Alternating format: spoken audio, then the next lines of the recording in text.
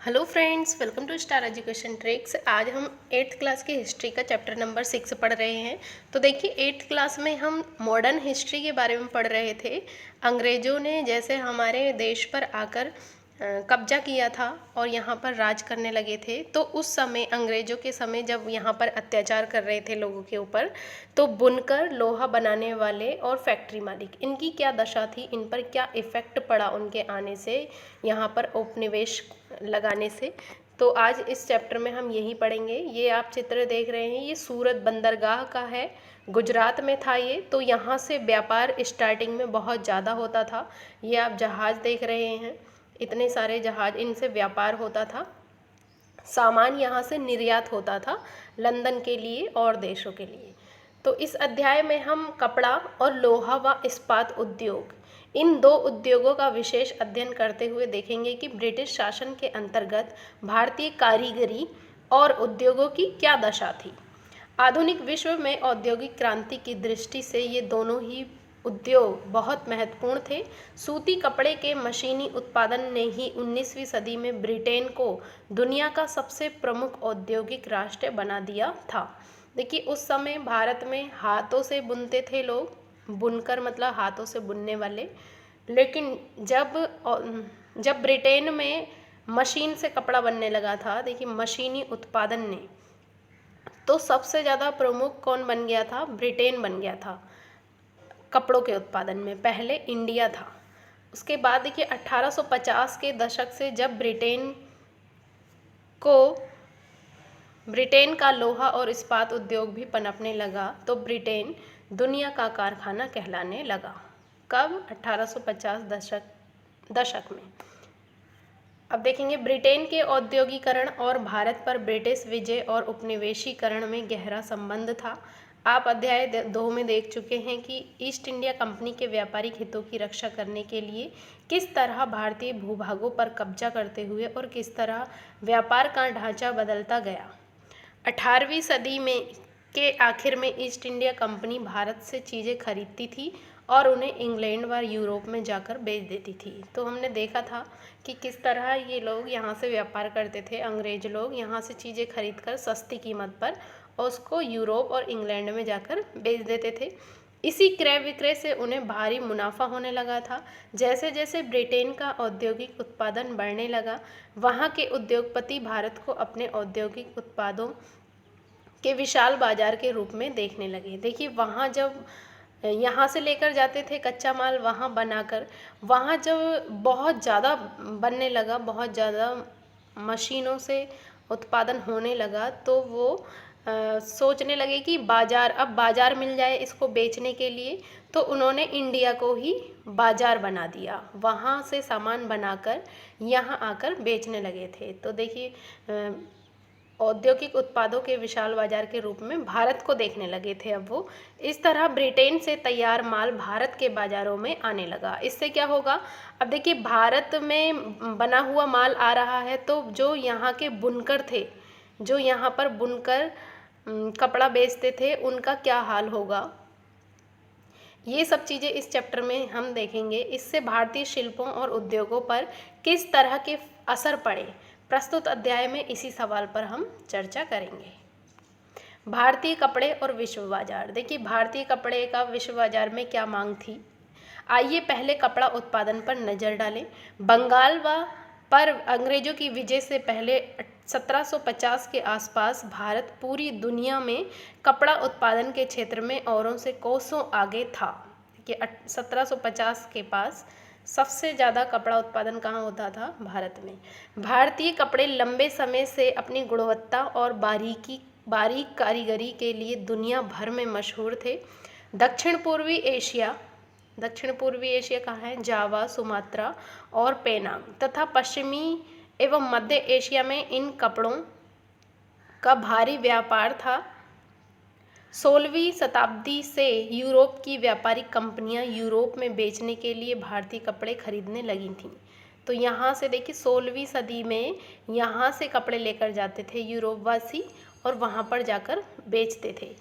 इस फलते फूलते व्यापार और भारतीय बुनकरों के हुनर की यादें अंग्रेजी और अन्य भाषाओं के बहुत सारे शब्दों में आज भी जिंदा हैं।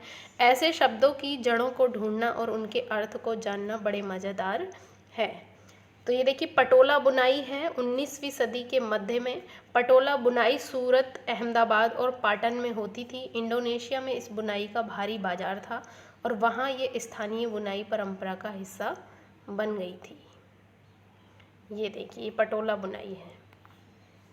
शब्दों में इतिहास छिपा है। देखिए कौन कौन से ऐसे शब्द हैं जो बुनाइयों से जुड़े हैं भारत की। तो यूरोप के व्यापारियों ने भारत से आया बारीक सूती कपड़ा सबसे पहले मौजूदा इराक के मोसूल शहर में अरब के व्यापारियों के पास देखा था। तो जो यूरोप के व्यापारी थे जो कपड़े खरीदते बेचते थे, यहाँ का सूती कपड़ा जो था वो इराक के मोसूल शहर में देखा था सबसे पहले।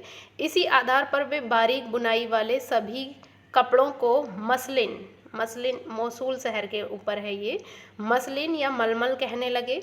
जल्द ही ये शब्द खूब प्रचलित हो गया।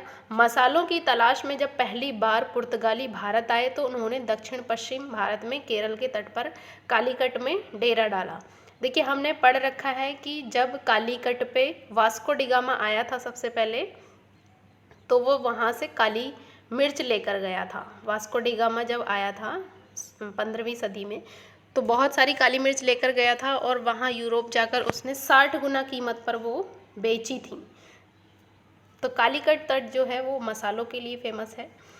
यहाँ से वे मसालों के साथ साथ सूती कपड़ा भी लेते गए, और देखिए मसालों के साथ साथ वो सूती कपड़े भी लेके गए।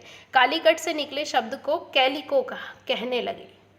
देखिए कालीकट से मिला तो उसको कैलिको कहने लगे। बाद में हर तरह के सूती कपड़ों को कैलिको ही कहा जाने लगा। एक शब्द मिल गया तो उसी के ऊपर सारे कपड़ों के उन्होंने कैलिको नाम रख दिए। ऐसे बहुत सारे शब्द हैं जो पश्चिमी बाजार में भारतीय कपड़ों की लोकप्रियता की कहानी कहते हैं। चित्र 3 में आप एक बॉर्डर बुक का पन्ना देख सकते हैं जिसे 1730 में ब्रिटिश ईस्ट इंडिया कंपनी ने कलकत्ता स्थित अपने नुमाइंदों को भेजा था। तो वही के मुताबिक देखिए वही है, नीचे दिया है इसका चित्र। उस साल कपड़ों के 5,79,000 थानों का ऑर्डर मिला था। थान होते हैं जिसमें देखिए कपड़ों का जो बंडल होता है उसको थान कहते हैं। यदि आप इसी बही के पन्नों को पलटें तो आपको पता चलेगा कि उसमें सूती और रेशमी कपड़े की 98 किस्मों का जिक्र किया गया है।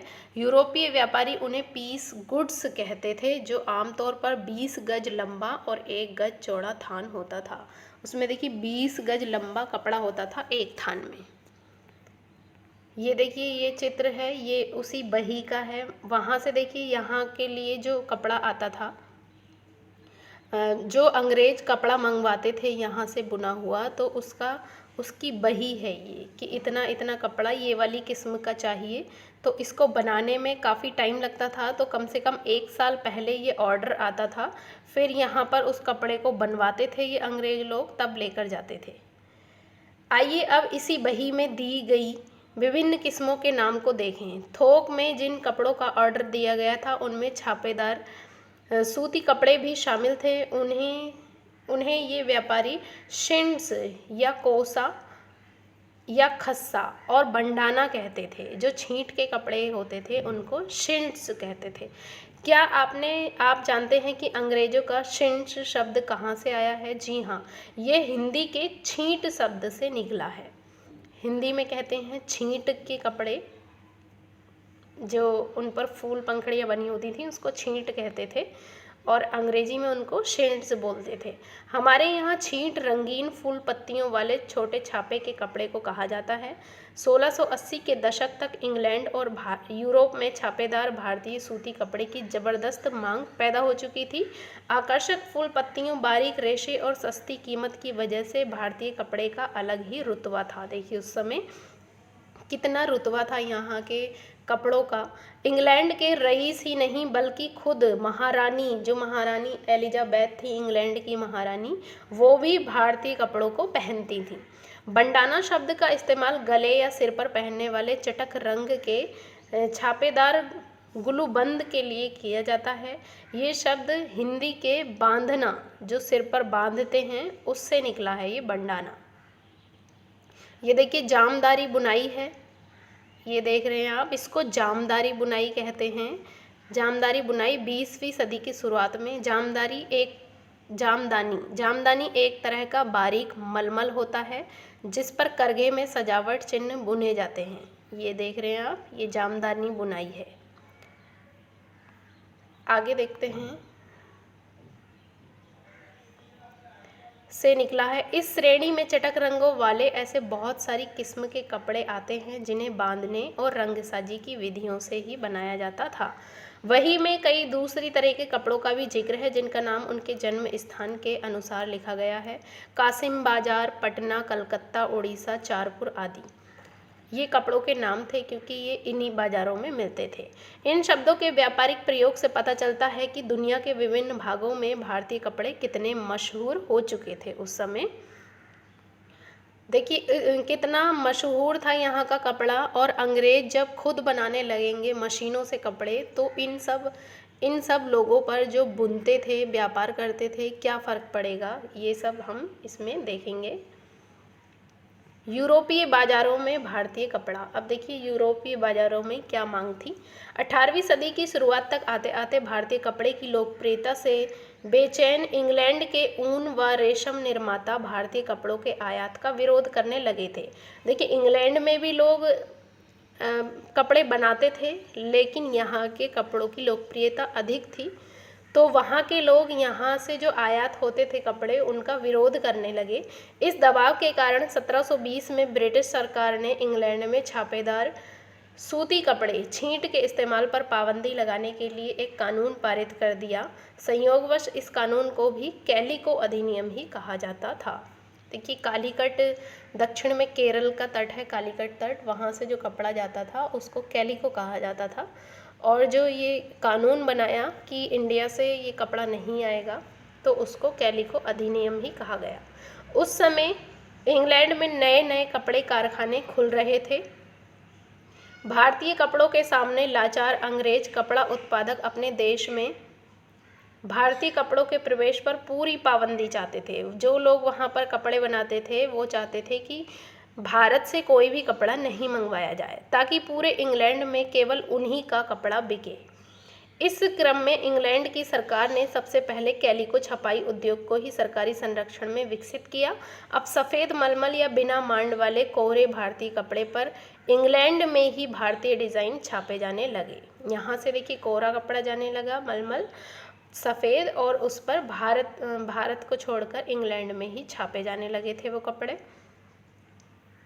भारतीय कपड़ों के साथ इस होड़ की वजह से इंग्लैंड में तकनीकी सुधारों की ज़रूरत दिखाई देने लगी थी। 1764 में जॉन के ने स्पिनिंग जेनी का आविष्कार किया जिससे परंपरागत तकलियों की उत्पादकता काफ़ी बढ़ गई। 1786 में रिचर्ड आर्कराइट ने वाष्प इंजन का आविष्कार किया जिसने सूती कपड़ों की बुनाई को क्रांतिकारी रूप में बदल दिया। अब बहुत सारा कपड़ा बेहद कम कीमत पर तैयार किया जा सकता था। स्पिनिंग जेनी एक तरीके की मशीन है। देखिए एक कामगार एक साथ कई तकलियों पर काम कर सकता था। जब पहिया घूमता था तो सारी तकलियाँ घूमने लगती थीं। तो इससे क्या हुआ, क्रांतिकारी बदलाव आया कपड़ा बनाने में। इसके बावजूद दुनिया के बाज़ारों पर भारतीय कपड़े का दबदबा 18वीं सदी के आखिरी तक बना रहा। डच, फ्रेंच, ब्रिटिश और अन्य यूरोपीय व्यापारिक कंपनियों ने इस व्यापार से बेहिसाब मुनाफा कमाया। ये कंपनियां भारत आकर चांदी के बदले सूती और रेशमी कपड़े खरीदती थीं।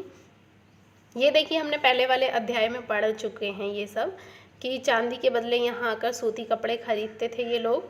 परंतु जैसा कि आप जानते हैं, जब इंग्लिश ईस्ट इंडिया कंपनी को बंगाल की राजनीतिक सत्ता मिल गई थी तो उसे भारतीय चीज़ें खरीदने के लिए चांदी मंगवाने की ज़रूरत नहीं रही। यह अध्याय 2 में हम पढ़ चुके हैं। जब उसे बंगाल की दीवानी मिल गई थी तो वहीं से वो टैक्स कलेक्ट करते थे और उसी पैसे से यहाँ की चीज़ें खरीदते थे। इसके बाद तो ईस्ट इंडिया कंपनी भारत में ही किसानों और जमींदारों से राजस्व इकट्ठा करके उस पैसे से कपड़ा खरीदने लगी थी। देखिए 18वीं सदी के आखिर में बुनाई के जो मुख्य केंद्र थे वो कहाँ कहाँ थे ये देखेंगे हम। तो ये आप देख रहे हैं, देखिए 4 मुख्य केंद्र थे।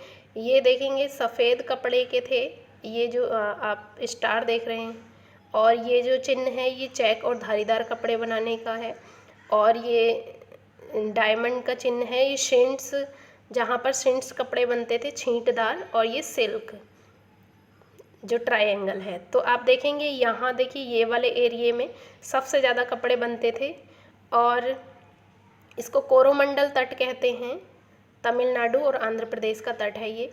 और यहाँ पर देखिए कलकत्ता, उड़ीसा, और ये यहाँ पटना, ढाका में यहाँ पर कपड़े बनते थे। और तीसरी जगह ये है लाहौर, सरहिंद, समाना और पंजाब, यहाँ पर कपड़े बनते थे। और चौथा यहाँ पर ये आप देखेंगे, ये है देखिए अहमदाबाद, गुजरात में है ये। और गुजरात और सूरत, ये है सूरत बंदरगाह, जिसका हमने ऊपर जिक्र किया था, कहाँ पर है ये भी गुजरात में है। तो 4 जगह थी ऐसी जहाँ पर ज़्यादा बुनाई केंद्र थे। आगे देखते हैं बुनकर कौन थे, बुनकर के बारे में देखेंगे। बुनकर आमतौर पर बुनाई का काम करने वाले समुदायों के ही कारीगर होते थे। वे पीढ़ी दर पीढ़ी इसी हुनर को आगे बढ़ाते थे। बंगाल के तांती, उत्तर भारत के जुलाहे या मोमिन, दक्षिण भारत के साले व कैकोलार तथा देवांग समुदाय बुनकरी के लिए प्रसिद्ध थे। ये लोग बुनकर मतलब कि कपड़े बुनते थे। सूत कातना कपड़ा उत्पादन का सबसे पहला चरण था। देखिए कपड़ा जब उत्पादन करते थे, कपड़ा बनाते थे ये, तो सबसे पहले सूत काटते थे। यह काम अधिकांशतः महिलाओं के जिम्मे रहता था। चरखा और तकली घर घर में पाए जाते थे। धागे को चरखे पर काटकर तकली पर लपेट दिया जाता था। जब कताई पूरी हो जाती थी तो बुनकर इस धागे से कपड़े बुनते थे। ज़्यादातर समुदायों में बुनाई का काम पुरुष करते थे। देखिए जो चरखा चलाती थी वो महिलाएं ज़्यादा चलाती थीं, सूत काटती थीं, और जो बुनाई का काम करते थे ये पुरुष ज़्यादा करते थे। रंगीन कपड़ा बनाने के लिए रंगरेज इस धागे को रंग देते थे। छपाईदार कपड़ा बनाने के लिए बुनकरों को चिप्पीगर नामक माहिर कारीगरों की ज़रूरत होती थी। जो छपाई करते थे वो अलग होते थे, कौन? चिप्पीगर कारीगर होते थे। जो ठप्पे से छपाई करते थे। हथकरघों पर होने वाली बुनाई और उससे जुड़े व्यवसायों से लाखों भारतीयों की रोजी रोटी चलती थी। तो देखिए बुनकर जो होते थे, इस काम से, कपड़ा बनाने के काम से लाखों लोग जो होते थे, उनको रोजगार मिलता था, उनकी रोजी रोटी इसी काम से चलती थी। तो भारतीय कपड़े का पतन कैसे हुआ? जब अंग्रेज कपड़ा बनाने लगे तो भारतीय कपड़े का पतन हुआ और लाखों लोग बेरोजगार हो गए। तो देखते हैं भारतीय कपड़े का पतन कैसे हुआ। ब्रिटेन में सूती उद्योग के विकास से भारतीय कपड़ा उत्पादकों पर कई तरह के असर पड़े। पहला, अब भारतीय कपड़े को यूरोप और अमेरिका के बाज़ारों में ब्रिटिश उद्योगों में बने कपड़ों से मुकाबला करना पड़ता था। अब देखिए वहाँ से, इंग्लैंड से यहाँ जो कपड़े आते थे वो मशीनों के बने होते थे, कम लागत लगती थी, कम टाइम में बहुत ज़्यादा कपड़ा बन जाता था और उसमें सफाई भी होती थी। तो यहाँ के बाज़ारों में लोग जो थे उन्हीं कपड़ों को खरीदने लगे। दूसरा, भारत से इंग्लैंड को कपड़े का निर्यात मुश्किल होता जा रहा था क्योंकि ब्रिटिश सरकार ने भारत से आने वाले कपड़े पर भारी सीमा शुल्क थोप दिए थे। तो ब्रिटिश सरकार ने जो कपड़ा यहाँ से भारत से जाता था वहाँ इंग्लैंड, तो उस पर सीमा शुल्क लगा दिया जाता था। जब एक देश से दूसरे देश में कपड़ा जाता है, कपड़ा या कोई भी सामान जाता है, तो वहाँ पर जो शुल्क लगता है उस देश के अंदर जाने में, तो उसको बोलते हैं सीमा शुल्क। इंग्लैंड में बने सूती कपड़े ने 19वीं सदी की शुरुआत तक भारतीय कपड़े को अफ्रीका, अमेरिका और यूरोप के परंपरागत बाज़ारों से बाहर कर दिया था। इसकी वजह से हमारे यहाँ के हजारों बुनकर बेरोजगार हो गए। सबसे बुरी मार बंगाल के बुनकरों पर पड़ी। ब्रिटिश और यूरोपीय कंपनियों ने भारतीय माल खरीदने बंद कर दिए और उनके एजेंटों ने तयशुदा आपूर्ति के लिए बुनकरों को पेशगी देना बंद कर दिया था। परेशान बुनकरों ने मदद के लिए बार बार सरकार से गुहार लगाई। अब देखिए इनका सारा काम ठप्प हो गया बुनकरों का, और ये सब बेरोजगार हो चुके थे। आगे देखते हैं। ये देखिए एक बुनकर की गुहार है कि हम भूखे मर जाएंगे।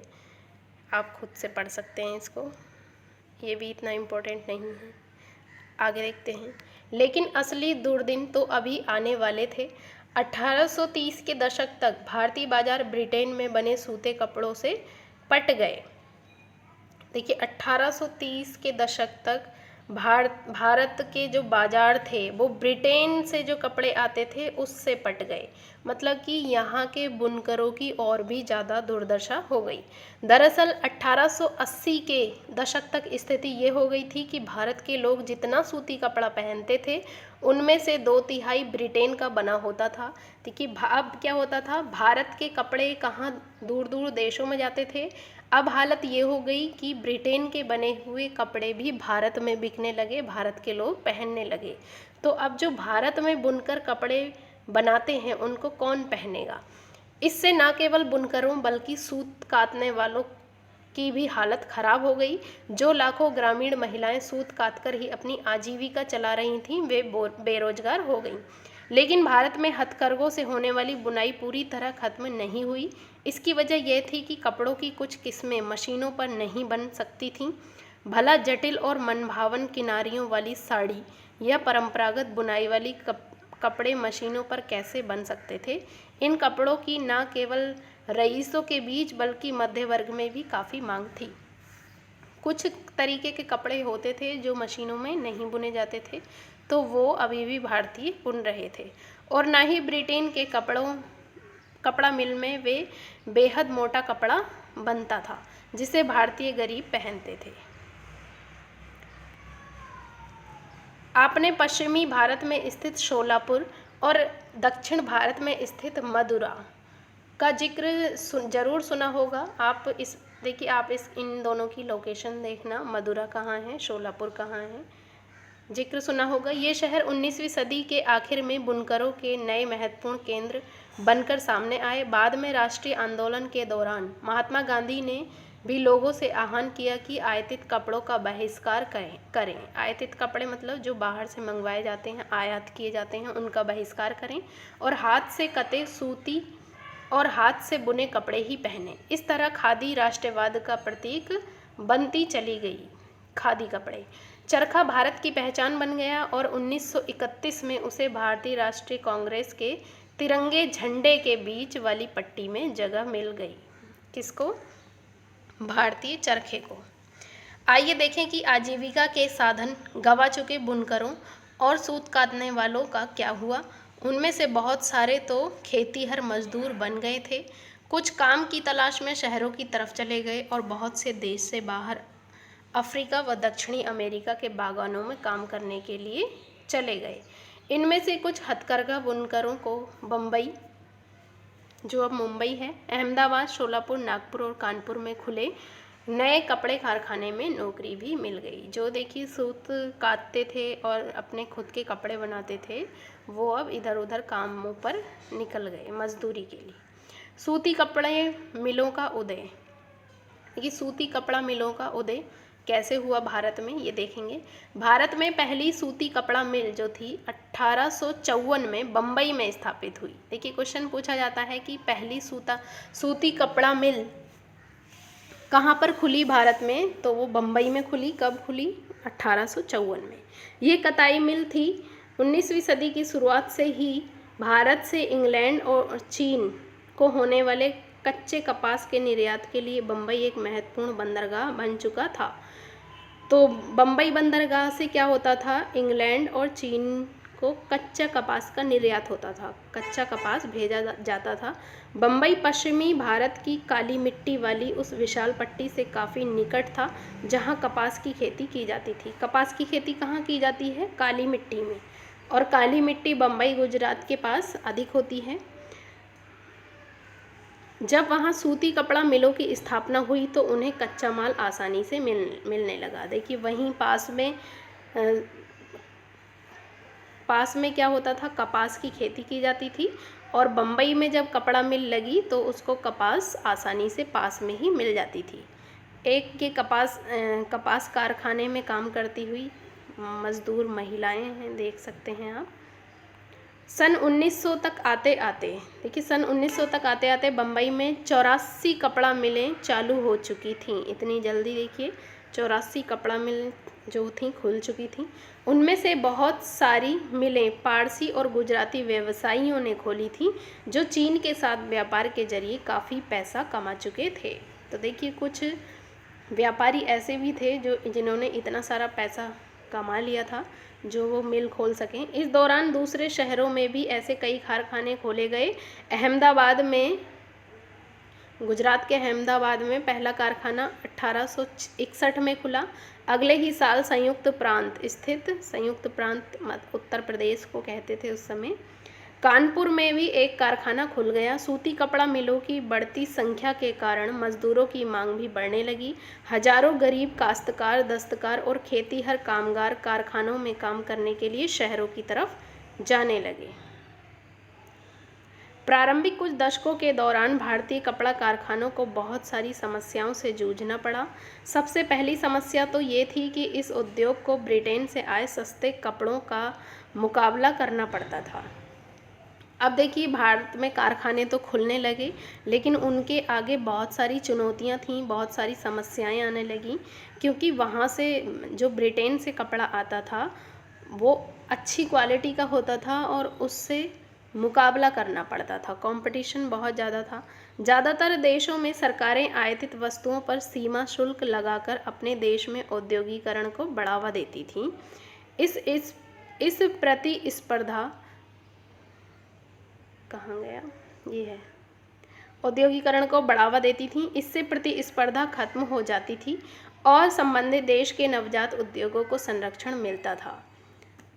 परंतु औपनिवेशिक भारतीय सरकार ने स्थानीय उद्योगों को आमतौर पर इस तरह की सुरक्षा नहीं दी। देखिए भारत और देशों में क्या होता था, और देशों में अगर बाहर से कपड़ा आएगा या कोई भी वस्तु आएगी तो उस पर सीमा शुल्क लगाया जाता था, लेकिन भारत में ऐसा नहीं होता था। भारत में दूसरे देशों से फ्री में वस्तुएं आयात की जाती थीं, कोई भी सीमा शुल्क नहीं लगाया जाता था। तो यहाँ पर दूसरे देशों से आयात करना आसान होता था और लोग आसानी से यहाँ कपड़ा अपना बेच सकते थे। लिहाजा भारत में औद्योगिक सूती वस्त्रोत्पादन की पहली बड़ी लहर प्रथम विश्व युद्ध के समय दिखाई दी, जब ब्रिटेन से आने वाले कपड़े की मात्रा में काफ़ी कमी आ गई थी और सैनिक ज़रूरतों को पूरा करने के लिए भारतीय कारखानों से कपड़ों का उत्पादन बढ़ाने की मांग की जाने लगी। अब देखिए जब 1914 में प्रथम विश्व युद्ध स्टार्ट हो गया था और ब्रिटेन में भारी मांग हो गई थी कपड़े की, तो ब्रिटेन के जो कपड़े बनते थे वो ब्रिटेन में ही खपत हो जाती थी उनकी। अब जो भारत था, भारत में भी उसकी मांग बढ़ने लगी कपड़ों की। तो अब क्या होगा, कपड़ों की मांग बढ़ने लगी। देखिए भारतीय कारखाने में भी कपड़ों का उत्पादन बढ़ने लगा था। अब देखिए सैनिकों को कपड़ों की ज़रूरत पड़ती थी। आगे देखते हैं टीपू सुल्तान की तलवार और वुड्स स्टील। जो टीपू सुल्तान था हम पढ़ चुके हैं इसके बारे में,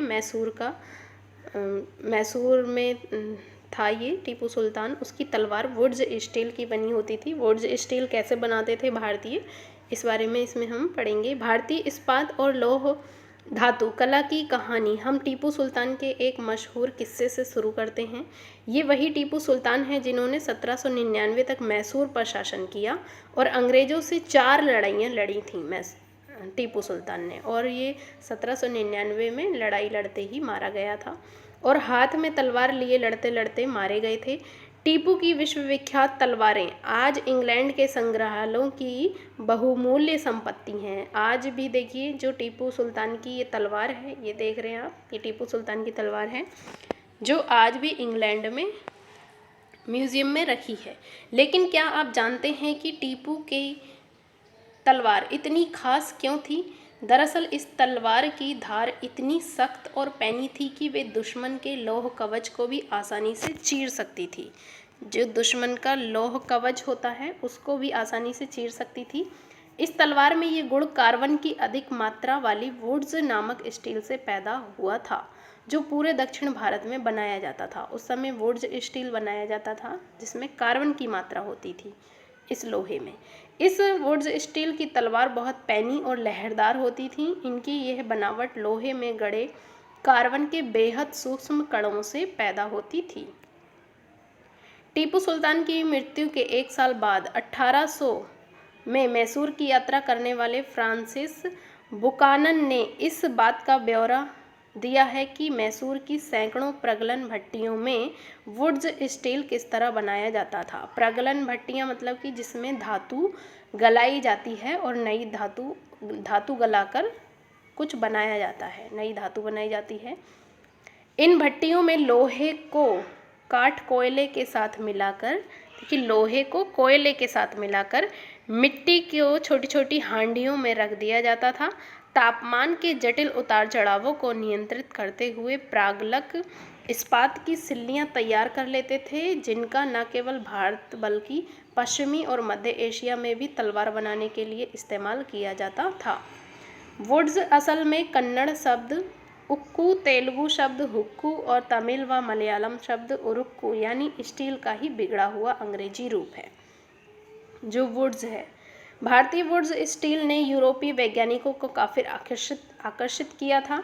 विश्व विख्यात वैज्ञानिक और बिजली व विद्युत चुंबकत्व का आविष्कार करने वाले माइकल फैराडे ने भारतीय वुड्स स्टील की विशेषताओं का 4 साल तक अध्ययन किया, परंतु दक्षिण भारत में इतनी प्रचलित वुड्स स्टील नामक प्रक्रिया 19वीं सदी के मध्य तक आते आते पूरी तरह लुप्त हो चुकी थी। क्या आप बता सकते हैं ऐसा क्यों हुआ होगा? भारत पर अंग्रेजों की जीत के साथ ही यहाँ का तलवार और हथियार उद्योग समाप्त हो गया और भारतीय कारीगर द्वारा बनाए गए लोहे व इस्पात का स्थान इंग्लैंड से आए लोहे और इस्पात ने ले लिया। देखिए 19वीं सदी तक मध्य आते आते ये जो वुड्स स्टील होता था ये लुप्त हो गया, गायब हो गया। क्यों? क्योंकि जो इंग्लैंड से स्टील और लोहा आता था अब वहाँ से आकर उसकी चीज़ें बनाई जाने लगी थी और इंडिया में जो बनता था वो समाप्त हो गया। गांव की उजड़ी भट्टियाँ, देखिए गांव में जो भट्टियाँ होती थीं वो उजड़ चुकी थीं। ये इतना इम्पोर्टेंट नहीं है, आगे देखते हैं हम।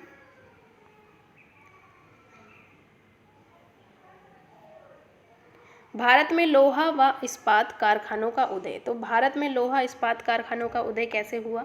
साल 1904 की बात है।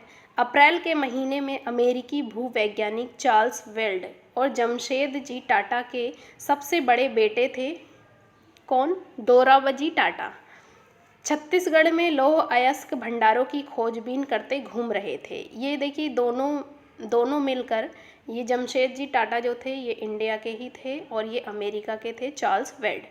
तो ये दोनों मिलकर देखिए जो लौह अयस्क होता है, लौह अयस्क से ही लोहा का उत्पादन होता है, ये चट्टानों में मिलता है। तो ये वही चट्टानें ढूंढ रहे थे छत्तीसगढ़ के जंगलों में। वे भारत में एक आधुनिक लौह व इस्पात संयंत्र लगाने के लिए अच्छे लौह अयस्क भंडारों की तलाश में कई महीने तक काफ़ी पैसा खर्च कर चुके थे। ये लोग एक प्लांट लगाना चाहते थे लोहा बनाने का और उसी की खोजबीन में लगे थे। जमशेद जी टाटा भारत में बड़ा लौह व इस्पात कारखाना लगाने के लिए अपनी संपत्ति का बड़ा भाग खर्च करने को तैयार थे, लेकिन इसके लिए पहली शर्त यह थी कि उम्दा लौह अयस्क भंडारों का पता लगाया जाए। तो ये पहले लौह अयस्क भंडारों का पता लगाना चाहते थे, उसके बाद ही उस संयंत्र को स्थापित करना चाहते थे, प्लांट लगाना चाहते थे, कारखाना लगाना चाहते थे।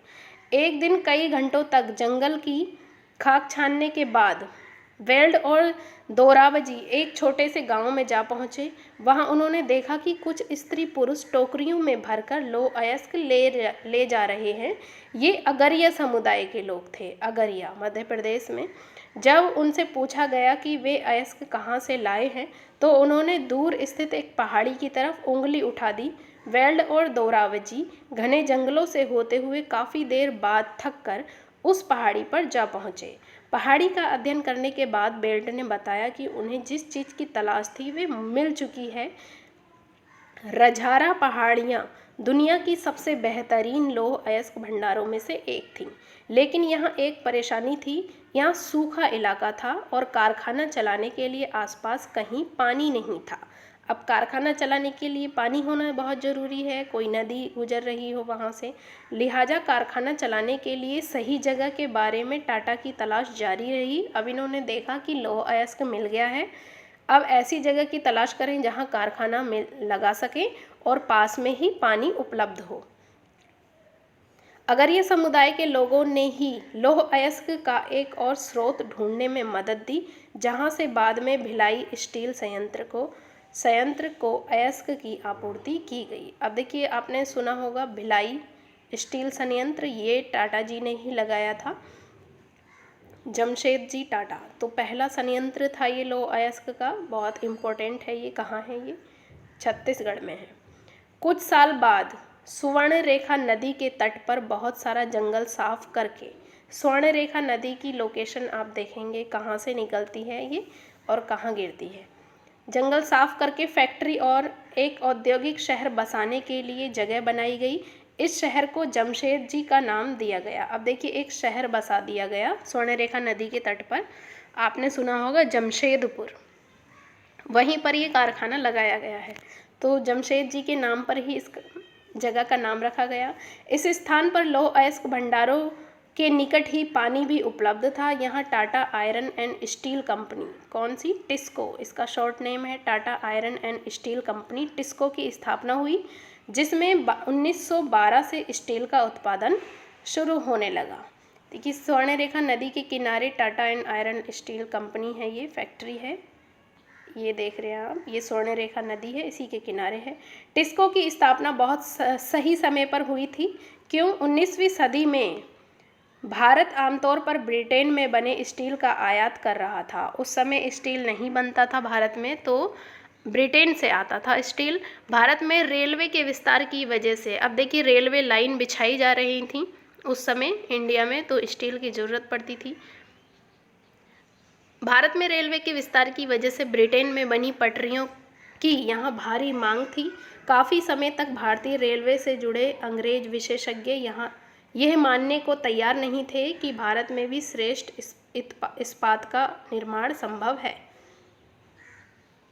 जब तक टिस्को की स्थापना हुई, हालात बदलने लगे थे। 1914 में पहला विश्व युद्ध शुरू हुआ। तो पहला विश्व युद्ध कब शुरू हुआ था? 1914 में। 1919 तक ये चला था, 6 साल। ब्रिटेन में बनने वाले इस इस्पात को यूरोप में युद्ध संबंधी आवश्यकताओं को पूरा करने के लिए झोंक दिया गया। अब देखिए, इस तरह भारत आने वाले ब्रिटिश स्टील की मात्रा में भारी गिरावट आई। अब देखिए, इसमें टिस्को में ही ये सब स्टील बनने लगा था और जो भारत को ज़रूरत होती थी उसकी आपूर्ति ये करने लगा था। तो जो ब्रिटेन से आता था स्टील, उसमें गिरावट आने लगी और रेल की पटरियों के लिए भारतीय रेलवे टिस्को पर आश्रित हो गया। जब युद्ध लंबा खिंच गया तो टिस्को को युद्ध के लिए गोलों के खोल और रेलगाड़ियों के पहिए बनाने का भी काम सौंप दिया गया। 1919 तक स्थिति यह हो गई थी कि टिस्को में बनने वाले 90% इस्पात को औपनिवेशिक सरकार ही खरीद लेती थी। जो अंग्रेज लोग थे वो ही इसका 90% इस्पात खरीद लेते थे। जैसे जैसे समय बीता, टिस्को समूचे ब्रिटिश साम्राज्य में इस्पात का सबसे बड़ा कारखाना बन चुका था। देखिए, सूती कपड़े की तरह लोहा व इस्पात के मामले में भी औद्योगिक विस्तार तभी शुरू हुआ जब भारत में ब्रिटिश आयात गिरने लगा। जब देखिए ब्रिटेन से ये सब चीज़ें नहीं आ रही थी, लोहा इस्पात, तो यहाँ पर औद्योगिक विस्तार शुरू हो गया था। अब देखिए, ये कंपनी इतनी और भी ज़्यादा बड़ी हो गई। ये टिस्को के ही यहाँ पर देखिए मज़दूर लोग काम कर रहे हैं। युद्ध के आखिर में ये विस्तार है। 1919 में युद्ध समाप्त हुआ था, तो ये विस्तार हो चुका था इस कंपनी का। औद्योगिक वस्तुओं की मांग में इजाफा हुआ। ये बदलाव पहले विश्व युद्ध के दौरान और उसके बाद सामने आए। जैसे जैसे राष्ट्रीय आंदोलन विकसित हुआ, औद्योगिक वर्ग ताकतवर होता गया। अब देखिए, राष्ट्रीय आंदोलन होने लगे थे, उसके बाद गांधी जी आ गए थे, दक्षिण अफ्रीका से 1915 में, जब प्रथम विश्व युद्ध चल रहा था हमारे देश में। 1914 में प्रथम विश्व युद्ध शुरू हुआ था और गांधी जी आ गए थे यहाँ और उन्होंने आंदोलन स्टार्ट कर दिए थे, राष्ट्रीय आंदोलन शुरू हो गए थे।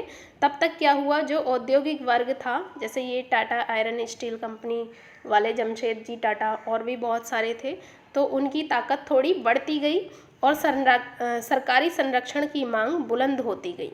भारत पर अपना नियंत्रण बनाए रखने के लिए संघर्षरत ब्रिटिश सरकार को औपनिवेशिक शासन के आखिरी दशकों में इनमें से बहुत सारी मांगें माननी पड़ी। अब जो ये जो उद्योग चलाने वाले लोग थे, ये जब ताकतवर होते गए तो ये ब्रिटिश सरकार पर भारी पड़ते गए, इनकी मांगें बढ़ती गईं और ब्रिटिश सरकार जो थी वो इनकी मांगें मानने पर मजबूर होती गई। तो ये चैप्टर समाप्त हो गया है। जापान में औद्योगिकरण की शुरुआत की साल ये अन्यत्र दिया है, आप इसको खुद से पढ़ लेना स्क्रीनशॉट लेके, आप स्क्रीनशॉट ले सकते हैं अभी इसका। और अगर आपको वीडियो अच्छी लगी है तो लाइक करें। अब देखिए, ये फिर से याद करें, यूरोप में किस तरह कपड़ों की भारी मांग थी, और जामदानी क्या है, एक बुनाई है, ये बंडाना क्या है, वही बांधना शब्द से निकला है ये, और अगरिया कौन थे, कौन से समुदाय के लोग थे ये, आप इसके बारे में आसानी से आंसर दे सकते हैं। तो वीडियो देखने के लिए थैंक यू।